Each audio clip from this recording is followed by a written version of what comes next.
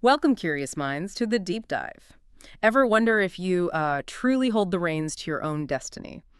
Today, we're unearthing insights from a book that's, well, over a century old, but still profoundly challenges how we see our inner world shaping our outer reality. Get ready to, rethink the power of your own mind. Indeed. Our deep dive today is all about James Allen's timeless work, As a Man Thinketh. And our sources for this, they come from a really fascinating book review session. We've got detailed notes, transcripts. It really reveals some diverse perspectives and personal insights into the book's core ideas. Yeah, so our mission today is basically to pull out the most important nuggets of knowledge from all this great material. We want to give you a kind of shortcut to understanding this really influential text.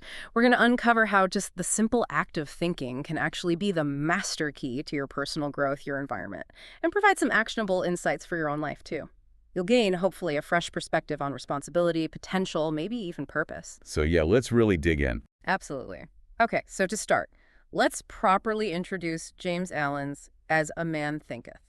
It's one of those works that, maybe for many, kind of flies under the radar, but its ideas have subtly influenced so much self-help and philosophy for, well, generations. And its enduring significance is pretty remarkable when you think about it. This book was first published January 1st, 1902. I mean, just think about that.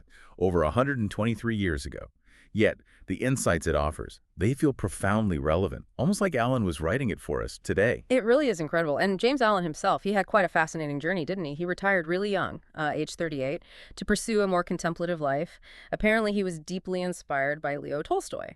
And over, 9 years, he authored 19 works. But As a Man Thinketh, that became his most famous by far. Yeah, and what's truly astonishing about Allen's work, I think, is its sort of audacious simplicity. He argues that your inner mental landscape, it isn't just reflecting your life. It's literally the blueprint. Every noble thought you cultivate, you nurture, it actively sculpts a nobler you. While on the flip side, those unchecked negative thoughts, they inevitably pave a path towards struggle, towards misery. It's quite a stark realization, almost unsettling, about our own agency. It's a slim book, too, isn't it? Our sources really highlighted that. Despite its brevity, you could probably derive 10 entire books just from the profound lessons packed into its concise content.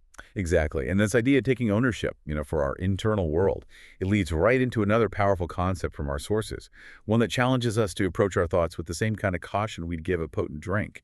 They coined this phrase, thinking responsibly. It really urges us to consider the profound consequences of our thoughts, reinforces our personal responsibility for them. It's almost like a default human setting, isn't it? That tendency we have to always look outward, blame the economy, the boss, the country, whatever. Anything but ourselves when things go wrong. How does Alan really cut through that external focus? He does, and sometimes it feels a bit uncomfortable, honestly. There's a powerful quote from the book that really hits home. Circumstances do not make the man, they reveal him to himself. So this means situations aren't just random things happening to us. They're more like a mirror, exposing our true character, our tendencies. Maybe it reveals a quick temper or some hidden jealousy or envy. The point isn't just to feel bad about it, but to use these uncomfortable revelations for self-reflection and ultimately for growth. That's a profound shift in perspective, really turns it inward. And it leads us to one of the book's boldest claims, I think. Man, as the Lord and master of thought, is the maker of himself, the shaper and the author of environment. Wow, that's a pretty strong claim, right? Doesn't that, maybe at first glance, seem to contradict the idea of a higher creator? That's a brilliant point. Yeah, our sources definitely dive into that perceived paradox. They clarify it this way. While, yes, a higher power certainly endowed humanity with immense potential, immense abilities, it's our individual thoughts and actions that become the sculptor.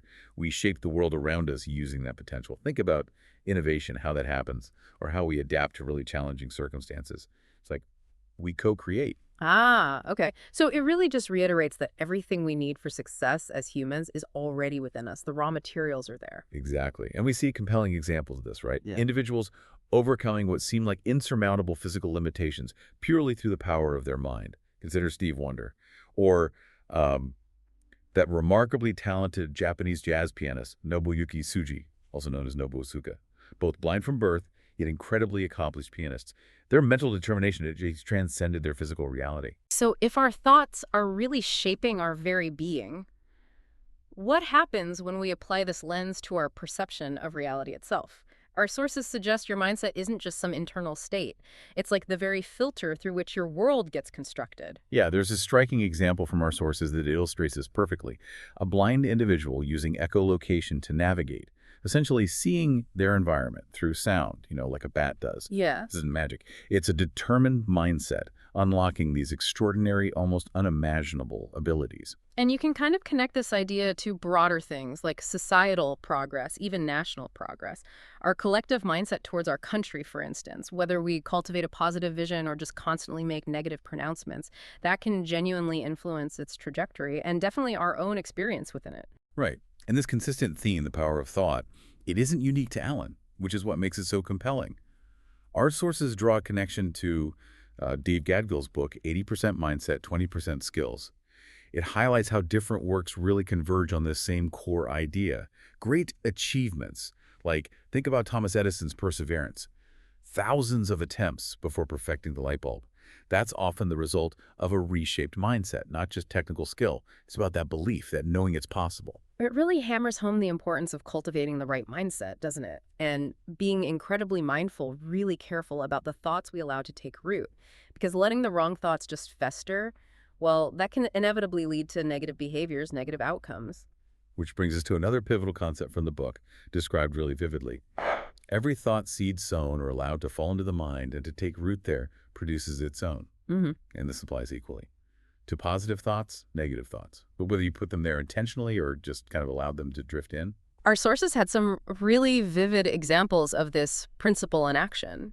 They described like the progression from maybe unrestricted viewing of obscene images eventually leading to pornography addiction, or how a consistent lack of engagement with, say, wealth creation knowledge hinders financial success even if someone strongly desires money. The seeds of inaction or poor consumption, they produce their own kind of fruit.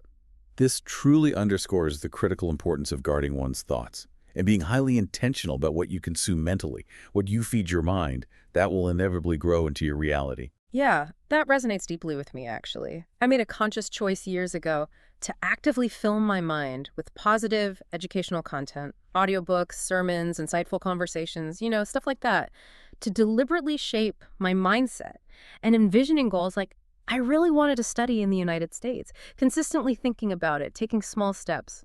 It genuinely led to it happening. Or think about the Wright brothers, developing the airplane despite just widespread skepticism, total disbelief from almost everyone. They had this determined mindset that just overcame every external doubt, countless failures. Now, while thinking is absolutely foundational, our discussion, just like Alan's work, it has to move beyond it Yeah. to the necessity of action. Right, but hold on. Does this mean we just sit back and think our way to success? Our sources are really clear on this. Right. While thinking is foundational, it's definitely just the first step. True transformation demands action. It's that yes, can-do attitude, maybe like we see portrayed often in American culture, but it has to be backed by purposeful movement. That's precisely the nuance, yeah. Our sources actually address the whole chasing happiness controversy head on. Positive thinking in this context isn't about ignoring negative events or, the inevitable suffering in life. It's not about denial. Instead, it's about maintaining focus on a central goal, a purpose, and extracting lessons from all experiences, including the setbacks. Look at businesses like Facebook, Amazon, Tesla. They face huge challenges, even near bankruptcy moments. But they persevered because of that focused mindset, that vision, which then drove their actions. Okay, so it's about leveraging that unique human ability we have to shape our destiny through our minds, even when things get tough. And crucially, this means that thought and purpose must be accompanied by action. Like the saying goes, faith without work is empty, right? Your profound thoughts, your vision, it needs to drive your deeds. Otherwise, they just remain. Well, thoughts. And if we connect this to the bigger picture, then, both our achievements and our failures are direct results of our thoughts. That includes, and this is a powerful idea from the sources, the failure to even conceive of certain possibilities in the first place, just not even thinking it's possible. What's striking here is the analogy they used of unused potential, undeveloped thoughts. It illustrates how limitations are so often self-imposed just by our current level of thinking. It's really a powerful encouragement to adopt a mindset of, truly limitless possibilities, because if you can't even think it, how on earth can you achieve it? It makes me think about the evolution of scientific understanding. We once believed atoms were indivisible, the absolute smallest unit, only to discover subatomic particles and then quarks and who knows what's next. What was once considered an absolute limit just becomes a mere starting point once the thinking expands. So how do we do that? How do we phantom, as one source put it, or think beyond our current environment, our current experiences? Our sources offer some really practical strategies, things like reading widely, voraciously, networking with others who are maybe further along or just think differently than you, and openly sharing your aspirations. Just verbalizing your dreams can be incredibly powerful. That really resonates with my own experience too. I mentioned wanting to study in the US, but before that, I had these entrepreneurial dreams when I was younger. I started devouring books on it, going to every conference I could find, and I didn't just keep it to myself. I talked about it, discussed it with anyone who'd listen. Eventually, someone connected me to a program at Lagos Business School. Later, through a friend, I learned about firms like KPMG, started researching them, sharing my goals of maybe working there. It led to unexpected opportunities, even my current US PhD program, which is actually related to startups. It genuinely felt like the universe kind of aligns when you clearly define your thoughts and then consistently pursue them with action. And your story beautifully highlights the critical importance of association, doesn't it? Surrounding yourself with individuals who have bigger goals, bigger aspirations. It can be such a significant motivator for your own growth. They push your own thinking beyond its current boundaries. They expand your whole universe of possibility. That's a perfect way to put it. Okay, so let's try to synthesize this. What does this all mean for us, for you, the listener, right now? Let's bring this all together and think about the practical application of all this wisdom. Yeah, if we distill the key takeaways from Alan's work as interpreted by our sources, three core points really emerge. First, personal responsibility. You must take charge of your thoughts. Nobody else is doing it for you. It's on you. Second, guiding purpose. You need to align your thoughts with a clear, defined purpose.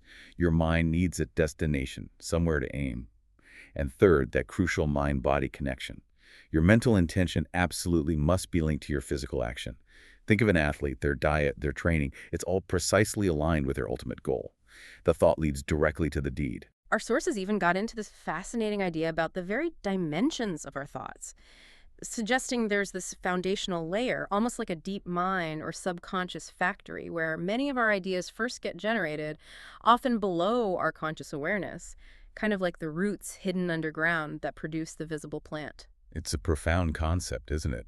The idea that the brain is constantly capturing information, feeding it into the subconscious, and tapping into this deeper well of insight, well, that requires conscious cultivation. Through practices like, say, meditation, it's about tending to those roots. Ultimately, it just reinforces this profound interconnectedness, this loop between our inner thoughts and our outward actions. Our thoughts shape our character, which in turn influences our circumstances. It's continuous. Or, as the book powerfully states it, a phrase that really sticks with you, you cannot travel within and stand still without. And here's a truly valuable insight, I think, to carry forward from the discussion. Overcoming weakness actually comes from putting away selfish thoughts, which leads to a state of true freedom where one is, as they put it, not oppressed nor belong to the oppressor. It's about liberation from within. So to recap, what we've explored today really reminds us of the profound simplicity, but also the enduring power of James Allen's As a Man Thinketh. Your thoughts genuinely shape who you are and the world you inhabit. It's a truth that, remarkably, seems to stand the test of time. So we really encourage you, our listener, to actively consider what thought seeds are you allowing to take root in your mind right now. Reflect on what you're intentionally cultivating, and maybe, just as importantly, what you might be inadvertently letting take hold. What are you feeding your inner garden? And we'll leave you with James Allen's powerful observation, a real challenge. He who would accomplish little must sacrifice little. He who would achieve much must sacrifice much. And he who would attain highly must sacrifice greatly. Alrighty. So the challenge to you is, what is your much or highly that you aspire to? And what are you willing to sacrifice in your thoughts and your associations and your actions to make it a reality? The journey of shaping your destiny, it truly begins right there, in the quiet corridors of your own mind.